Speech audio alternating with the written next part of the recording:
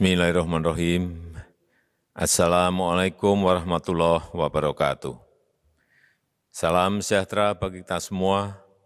Om Swastiastu, Namo Buddhaya, salam kebajikan.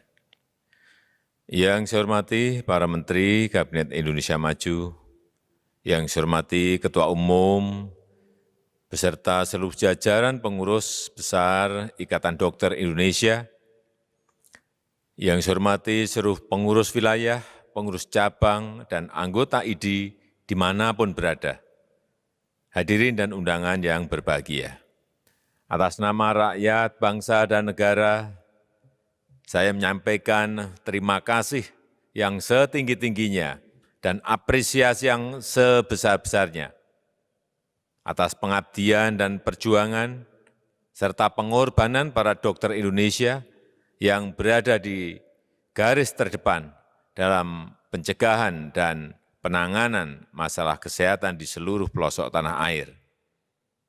Memberikan pelayanan di fasilitas kesehatan di kampung-kampung, di perbatasan, di pulau-pulau terdepan, dan juga di kawasan-kawasan terisolir.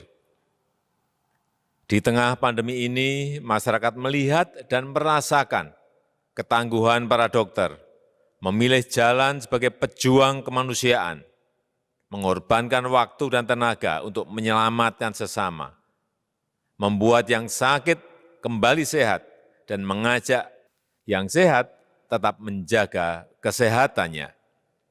Dalam kesempatan ini, saya kembali menyampaikan duka cita yang mendalam kepada keluarga dari dokter-dokter yang meninggal dunia akibat COVID-19. Semoga keluarga diberikan ketabahan dan kekuatan. Dan kita berdoa semoga amal ibadah dan pengabdiannya diterima oleh Allah Subhanahu wa Ta'ala, Tuhan Yang Maha Esa.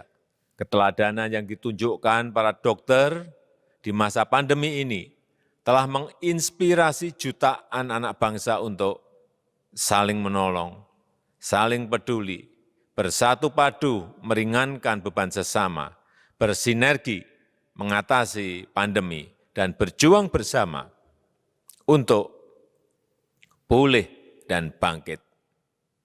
Bapak Ibu hadirin yang saya hormati, sebagai wadah dari para dokter Indonesia, tahun ini IDI telah memasuki usia yang ke-70. Dalam menapa usia ke-70 tahun ini, saya melihat catatan perjuangan IDI sangat panjang.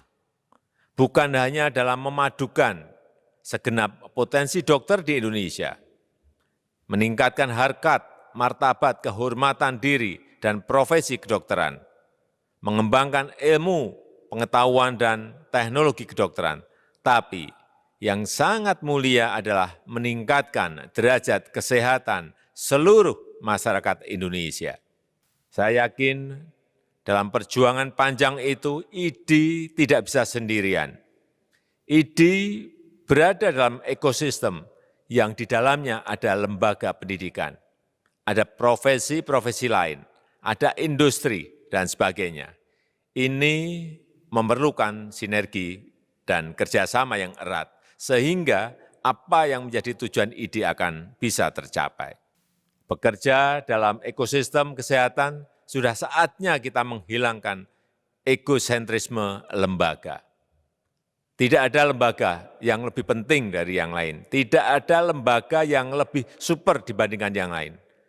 Semuanya penting, semuanya super jika masing-masing mau bekerja sama.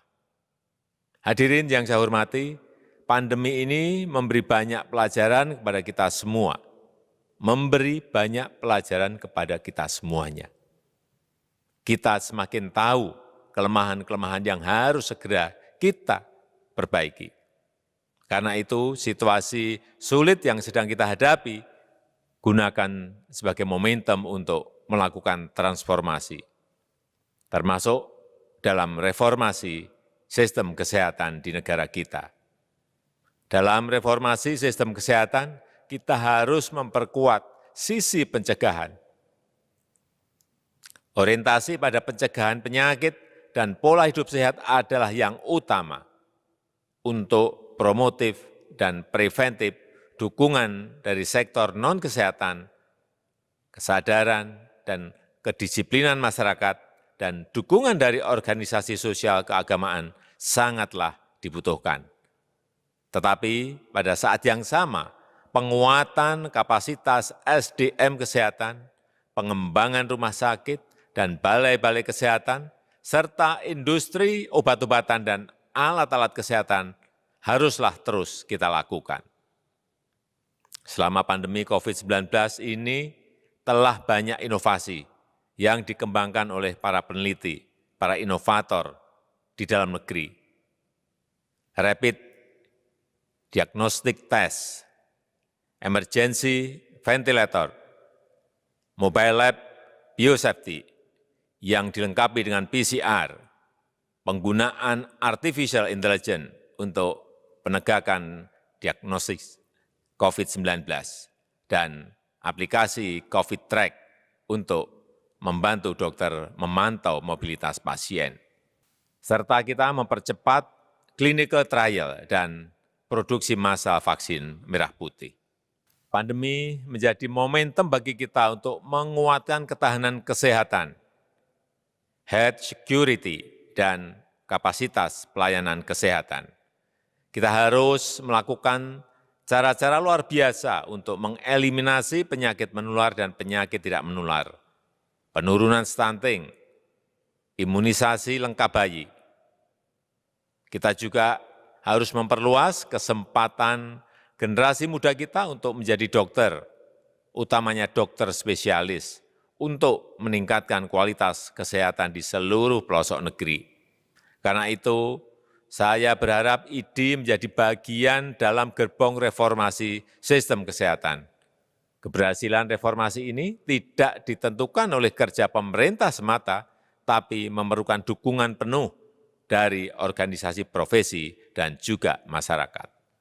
Saya yakin dengan semangat kolaborasi, maka transformasi sistem kesehatan akan bisa kita lakukan dan segera membawa manfaat bagi masyarakat, menuju masyarakat yang sehat dan sejahtera.